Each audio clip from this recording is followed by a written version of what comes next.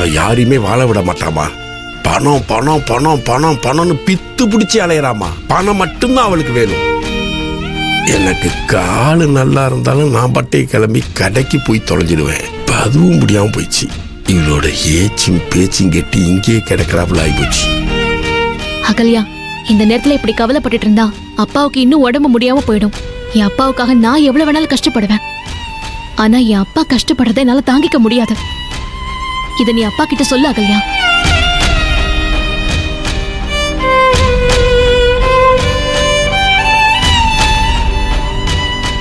யாரு என்ன வேணாலும் சொல்லிட்டு போட்டோம்.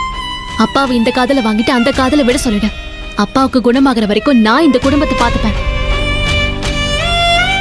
வரேன்.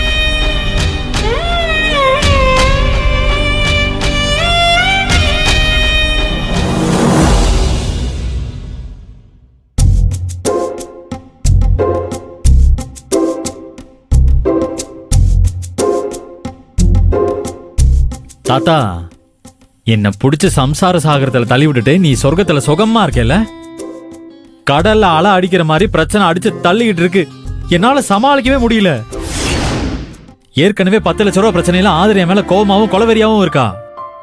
அது பத்தாதுன்னு கார்த்தி பையில ஜாமீன் எடுக்க முடியாதுன்னு நான் பிடிவாதம் பிடிச்சதுனால மொத்த குடும்பமும் என் மேல செம்ம கான்ல இருக்காங்க.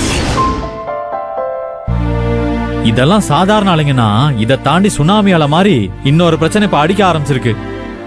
ஆதிரியோட அப்பா 3 மாசத்துக்கு எந்திரிச்சு நடக்க கூடாதான். இப்ப அந்த குடும்பத்தோட பாரமும் என் தலைமையிலதான் இடியா வந்து இறங்கும் போல இருக்கு.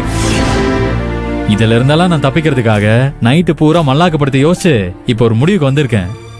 இனிமே இந்த ஆதிரி கிட்ட தனி குடுத்தனம் போறத பத்தி எல்லாம் வாய் திறக்க போறதே இல்ல. ஆதிரி என்கிட்ட வந்து, இங்க பாருங்க, என்னால இந்த குடும்பத்துக்கு ஆகிற செலவெல்லாம் சமாளிக்கவே முடியல.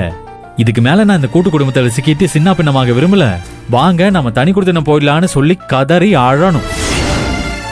இதுக்காக நான் பக்காவா பிளான் போட்டு வச்சிருக்கேன். இப்போ ரூம்ல இருந்து வெளியில போய் என் பிளானை ஒர்க் அவுட் பண்ண போறேன். என்ன ஆசீர்வாதம் பண்ணு தாத்தா.